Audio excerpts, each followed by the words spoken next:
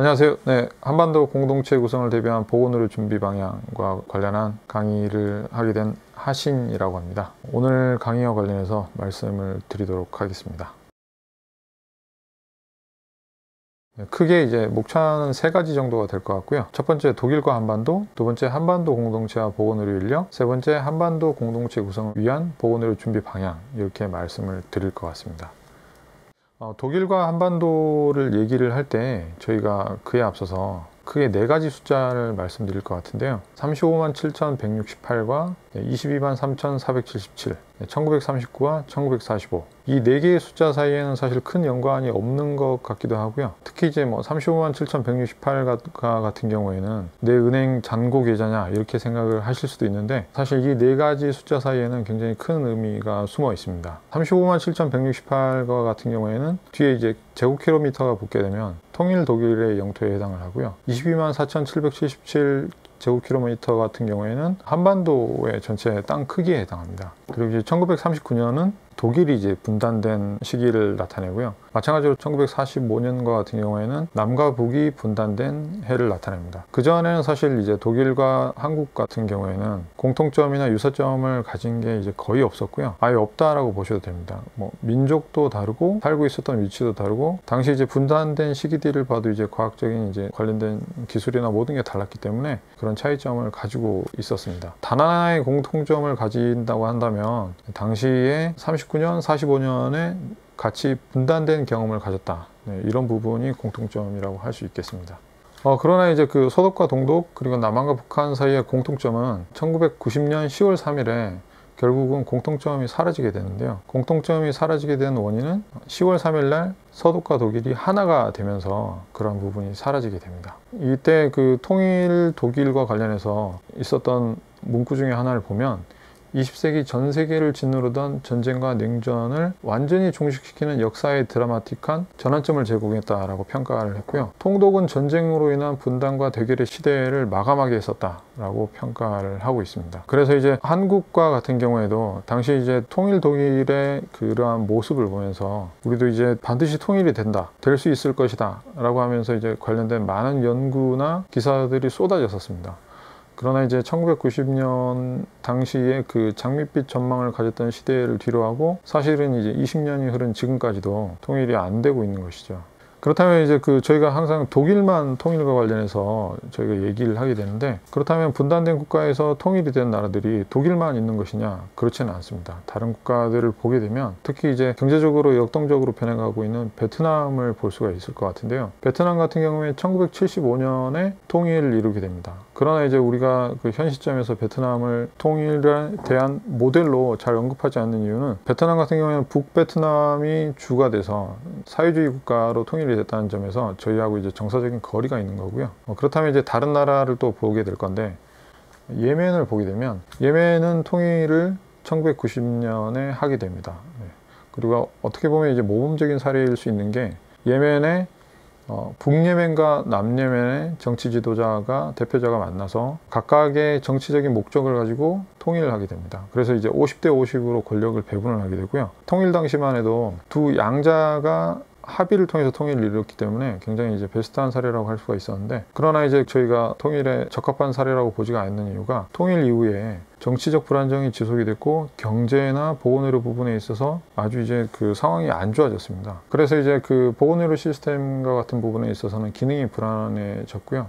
지속되는 내전을 통해서 결국은 다시 이제 내전이 발발하면서 예멘의 시민사회 근간이 흐트러지게 된 거죠. 예멘은 이제 정치 지도자가 합의를 해서 통일을 했지만 불안해졌었던 이유는 이제 시아파의 후티가 주가 돼서 예멘 정부군하고 전쟁, 즉 이제 내전을 일으키게 되거든요. 결국은 이제 최근 들어서는 전쟁이 지금 정전 상태가 되어 있기는 하지만 그 과정들을 통해서 시민들의 건강 수준이나 경제 수준 모든 게 나빠졌기 때문에 저희가 이제 모범으로 삼을 수 있는 사례가 아닌 것이죠.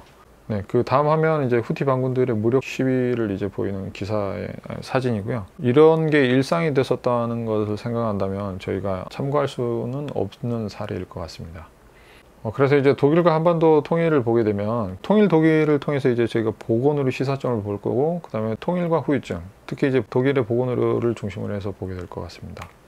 그러면 이제 그 독일 통일에 대해서 이제 보는 시각은 두 가지가 있을 것 같은데요. 첫 번째가 이제 충분한 준비를 했다라는 게 있을 것 같고요. 왜냐하면 이제 통일 당시에 미리 충분한 준비를 했기 때문에 통일을 하고 나서도 문제가 크게 많지 않았다, 준비된 통일이었다는 게 있고, 그렇지 않다, 당시의 정황들이나 상황들을 보면 독일은 통일을 준비를 했었던 게 아니고 갑작스럽게 맞게 된 결과물에 불과하다라는 시각이 있습니다. 그러나 이제 양자간의 시각에도 불구하고 독일이 통일을 통해서 하나된 국가로 발돋움을 했고 계속해서 발전을 하고 있다는 점에서 아주 좋은 사례인 것이죠. 그래서 이제 독일이 맞이한 결실 자체는 일어났었던 사실이고 결국은 이제 역사적 사실이라고 할 수 있습니다. 그를 통해서 맞게 되는 변화들이 많고요. 그렇다면 이제 그 독일 통일의 이제 시작점을 어떻게 봐야 되느냐? 독일 통일의 시작점은 사실 하이슈타인 원칙을 버리고 접근을 통한 변화를 꾀했던 이제 신동방 정책, 빌리 브란트 독일 수상의 변화가 단초가 됐다고 할 수 있습니다. 그 변화들 과정 중에서도 보건의료 분야에 있어서는 1974년에 있었던 보건의료 협정을 이제 가장 중요하게 볼 수가 있을 것 같고요. 이 보건의료 협정 속에 있는 내용 자체가 굉장히 이제 중요하게 저희에게 의미가 다가오게 됩니다. 내용을 보게 되면 한글로 번역한 내용을 보게 되면 총 이제 제1조에서 9조까지 있는데 이 중에서도 이제 2조와 3조, 특히 이제 5조, 6조를 저희가 볼만 하고요. 그 내용들을 보게 되면 요약을 하면 첫 번째가 감염병이 발생했을 때 공동으로 대처하고 관리한다. 내용이 있습니다. 그리고 이제 두 번째가 주민들이 상대편 지역을 방문했을 때 그 와중에 질병이나 상해가 발생하게 되면 이때 상대 지역의 의료 서비스를 제공하고 이용할 수 있게 협정을 맺은 부분이 있습니다. 그리고 이동 시에 비상업적인 의약품 소지나 교환이 가능하도록 한 부분이 있고요. 이런 부분들이 결국은 이제 그 통일을 위한 준비 과정에서 단초로 작용했다라고 이제 평가를 할 수 있는 것이죠. 그렇다면 이제 그 통일을 하고 나서 굉장히 이제 좋은 결과들만 있었느냐? 그렇지는 않고요. 통일을 하면서 그리고 통일 이후에 후유증을 겪게 되는데 보건의료 부분에서는 여러 가지 중에서도 몇 가지를 들 수가 있을 것 같습니다. 특히 이제 동독이 가졌었던 좋은 체계들을 서독 중심에 편입되면서 많은 장점들이 이제 사라지게 되고요. 보건의료 체계의 장점 중에서도 폴리클리닉, 당시 이제 독일 전체에 있어서, 그러니까 동독 전체의 제1차 의료기관으로서 주민들의 건강을 책임졌었던 폴리클리닉이 이제 존속되지 않고 사라진 부분이 있습니다. 당시 이제 동독 주민이나 동독 의사분들은 폴리클리닉을 존속해야 된다라고 얘기를 했지만 서독 중심의 통일이 이루어지고 재편이 되면서 이런 부분들이 이제 깡그리 다 사라지게 되죠. 그리고 이제 재정적으로는 의료보험 자체가 서독의 의료보장제도에 공식적으로 편입되고 가입이 되면서 그 서독 주민들의 부담이 높아지게 된 거죠. 동독 주민들에 있어서는 당시 이제 편입을 시킬 때 구 동독 주민들의 낮은 경제력과 소득 수준을 고려해서 보험료가 산정이 됐기 때문에 동독 주민들 같은 경우에는 낮은 보험료를 내면서도 서독 주민들과 동등한 의료 서비스를 가질 수 있었습니다. 그래서 이제 당시 서독 주민들은 이러한 부분들에 대해서 이제 동의를 하는 부분도 있었으나 반대를 하는 부분도 있었고요. 결국은 경제적 부담으로 다가오게 되는 결과를 가졌습니다. 그럼 이제 그 보건의료 측면에서 후유증을 볼 때 6가지 숫자를 볼 수 있을 것 같은데요. 500에서 300으로 줄어드는 것과 431에서 159로 줄어드는 게 있고, 반면에 69에서 128로 늘어나는 것도 있습니다. 이 숫자가 가지는 의미는 사실은 병원의 숫자에 해당합니다. 내용을 보게 되면 이 숫자들은 구동독 지역의 의료기관 감소와 민간 소유 병원의 증가를 보여주는데요. 특히 병원 같은 경우에는 500개에서 통일이 되고 얼마 안 있어서 303개까지 감소를 하게 되고, 특히 중요했었던 공공병원 같은 경우에는 431개에서 159개까지 감소하는 극적인 변화를 맞게 됩니다. 그러나 이제 그 동독 출신 의사들이 개원을 하면서, 아니면 소독 출신의 의사들이 동독 지역에 개원을 하게 되면서 민간 소유 병원은 69개에서 128개로 늘어나는 결과를 맞게 되죠. 사회주의 국가에서 자유주의 경제로 넘어가게 되면서 발생할 수 있는 경우라고 할 수가 있고요. 우리도 남북한 통일이나 이런 부분을 고려할 때 생각해 볼 수가 있을 것 같습니다. 이제 보건의료 인력 측면을 생각해 볼 수가 있는데, 당시에 이제 그 통일이 되면서 독일 전체 의사수는 약 4만 명이 증가하는 긍정적인 부분을 가졌습니다. 그리고 구동독 지역의 외래진료 담당 개원의 비율이 12.6%에서 35.5%로 증가를 하게 됐죠. 그리고 이제 역시 수가, 즉 이제 수입을 맞추기 위해서는 보험계약 의사는 증가할 수밖에 없었고요. 결국 이제 외래 진료 서비스의 양과 진료비는 증가했는데 그러나 구동독 지역이 가지고 있었던 강점 중에 하나인 폴리클리닉은 위축되고 결국은 이제 다 사라지게 된 후유증을 가졌습니다. 그럼 이제 한반도 공동체와 보건의료 인력 이 부분을 이제 보게 될 건데, 독일의 의료인력 통합 사례와 탈북 의사들의 경험, 그리고 세 번째 보건의료 협정을 이제 말씀을 드릴 수 있을 것 같습니다. 독일의 이제 의료인력 통합 사례를 보면, 통일이 되면서 독일은 소독에서 동독 출신 의사들의 면허를 조건 없이 모두 수용을 했습니다. 특별하게 시험을 치른다거나 등급을 나눈다거나 아니면 어떤 조건을 두지 않고 동독 지역의 의사들이 가지고 있었던 교육 서비스나 교육 환경 자체가 서독과 동일하다라고 평가를 하고, 서독은 동독 출신 의사들의 의사 면허들을 모두 수용을 했었죠. 그래서 저희들 이제 남한과 북한 같은 경우에 이 부분을 어떻게 볼 거냐 하는 게 문제가 되는데, 이 부분들은 이제 현재로서는 통일된 상태가 아니기 때문에 탈북 의사들의 의사 면허 인정과 관리 부분이 이제 문제가 될 것 같습니다. 현 상황에서 지금까지는 탈북 출신 의사들을 면허를 과거 동독이나 서독 사례처럼 100% 수용하는 형태는 아니고요. 시험을 통해서, 그리고 이제 과정을 통해서 인정을 하고 면허를 관리하고 있는 단계에 있습니다. 그렇다면 이 탈북 의사들은 이제 한국에 와서 어떤 것들을 경험하고, 그리고 의사의 인정을 받았을 때 어떤 차이를 느끼느냐, 이런 부분들이 중요하게 생각될 수 있는데요. 북한 같은 경우에는 의료 종사자들의 지위와 차이가 남한과 굉장히 확연하게 다릅니다. 북한의 의사들은 공무원에 해당하고요. 그리고 정성치료로 대표되는 것과 마찬가지로 북한 주민들에게 의료 서비스를 정성적으로 제공하고, 그 다음에 북한 당국의 지시에 따라서 무한한 서비스를 제공을 해야 됩니다. 아마도 이제 노동력의 보존이란 이러한 부분도 있을 것 같고요. 그리고 이제 그 탈북 의사들의 남한에서의 면허 취득 과정을 보게 되면, 탈북 의사들께서 항상 얘기를 하시는 게, 이 과정에서 굉장히 어려운 부분이 있고, 그 다음에 북한과 남한에서의 교육에 있어서 차이점이나 문화적으로 수용해야 되는 부분들에 있어서 어려움이 있기 때문에 어려움을 겪고 있다, 이런 부분들이 나중에 반영이 돼야 된다라고 말씀을 하시거든요. 그래서 그 남북한의 문화 차이를 보게 되면, 일단은 외국어 교육 환경에 있어서 차이가 있습니다. 한국과 같은 경우에는 영어 중심의 교육 서비스를 받고 있고, 그 영어가 주가 되고 있는 상황이잖아요. 이제 북한 같은 경우에는 영어를 거의 사용하지 않는 환경이기 때문에 탈북 출신 의사분들께서 오셨을 때 어려움을 많이 겪고 있습니다. 네, 그래서 이제 그 의료 문화의 차이를 보게 되면, 의학 용어를 포함한 영어 사용의 차이에 대해서 굉장히 큰 어려움을 갖고 계시고 있고요. 교육 환경에 있어서는 본인들이 대학 때 수학하면서 치르게 되는 시험 형태가 단적으로는 이제 남한과 북한이 아주 차이가 많다라고 하시고 있습니다. 그리고 진료와 진단을 위해서 배우고 사용하게 되는 장비의 수준이나 종류가 차이가 있다고 하시고 있고요. 다음으로는 또 임상 실습 기간의 차이가 있어서, 이런 부분들도 결국은 남북한 의사들에 있어서 차이로 다가오게 된다라고 말씀들을 하시고 있습니다. 네, 그 다음에 이제 보건의료 협정을 볼 건데요. 9월에 이제 평양 공동선언이 있게 됩니다. 2018년 9월 18일부터 20일까지 평양에서 이제 남북 정상회담이 진행이 됐지 않습니까? 그 과정에 대한 결과물의 하나로 문재인 대통령과 김정은 국무위원장이 1918년 9월 19일에 남북 평양 공동선언을 하게 되죠. 이 평양 공동선언의 내용 중에 보건의료 분야에 있어서는 2번이 굉장히 중요하게 의미가 다가올 것 같고요.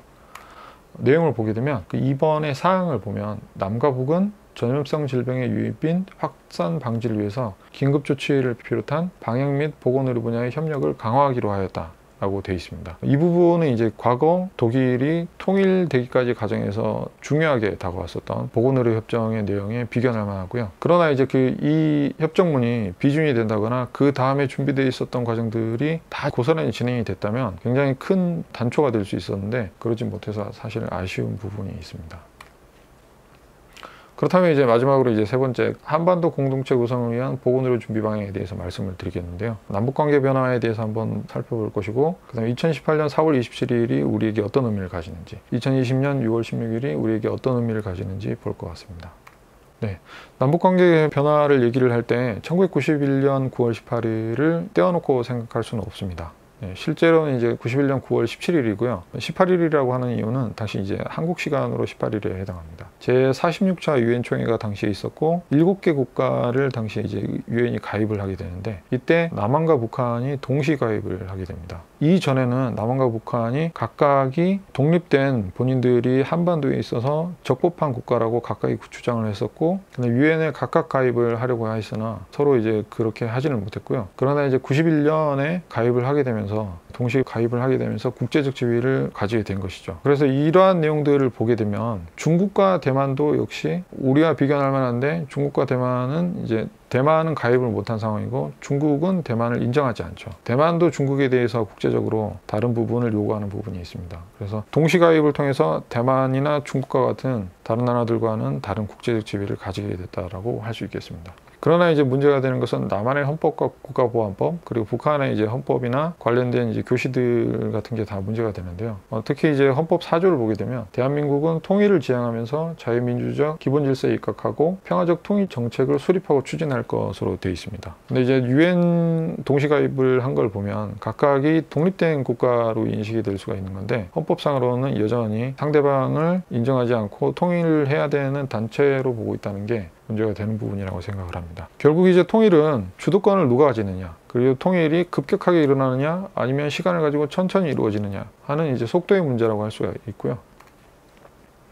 남북관계가 그래서 이제 주도권이 누가 가지느냐, 속도의 문제냐도 있지만, 결국 중요한 것은 과거에 가졌었던 전통적인 통일관이 어떻게 현 상황에 맞춰서 변화가 이루어질 거냐, 그리고 우리가 말하는, 자주 말하게 되고 또 이제 계속해서 회자되고 있는 한반도 공동체를 어떻게 이룰 거느냐, 이 부분이 굉장히 중요하다라고 할 수 있겠습니다.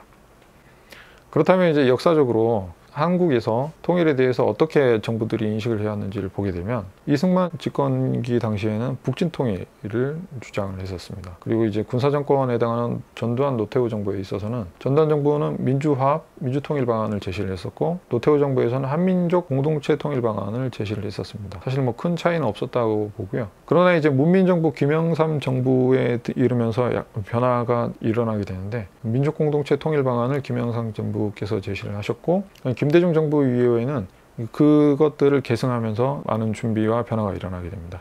특히 이제 박근혜 정부 때는 통일 대박과 같은 부분이 굉장히 큰 이슈로 다가왔었고요. 그리고 지금 이제 정부 같은 경우에는 남북한이 대화를 지속했고, 지금은 이제 중단되어 있는 부분이긴 하지만 많은 부분 노력이 있었다는 게 큰 평가일 것 같습니다. 그렇다면 2018년 4월 27일과 2020년 6월 16일이 왜 우리에게 큰 의미를 가지느냐라고 생각을 또 해봐야 되는데요. 2018년 4월 27일에는 남북 정상회담이 있었습니다. 남과 북의 정상이 만나서 역사적인 순간을 장식을 했었던 것이죠. 그러나 그 여운이 베트남 회담까지 쭉 가는 데 됐으나, 그 이후에는 냉탕과 탕에서 갑자기 냉탕으로 변화를 맞게 됩니다. 급기야는 이제 북한의 김여정이 연락사무소 폭파에 대해서 언급하자마자 6월 16일 날 남북 연락사무소가 폭파되는 것들을 남북한이 이제 보게 되죠. 사진을 보게 되시면 이렇게 정상이 만나서 기분이 좋았다가도 결국은 2년 뒤에 2년 텀을 가지고, 길다고 할 수 있지만 이 짧은 시간 안에 극적인 변화를 맞게 되는 걸 볼 수가 있습니다. 결국 이제 남과 북의 관계는 냉탕과 온탕을 오게 가게 되는데, 이 사이에서 우리가 얼마나 잘 준비하고 대처하느냐가 중요하다고 할 수 있겠습니다. 네, 오늘 강의를 일단 요약을 하면요.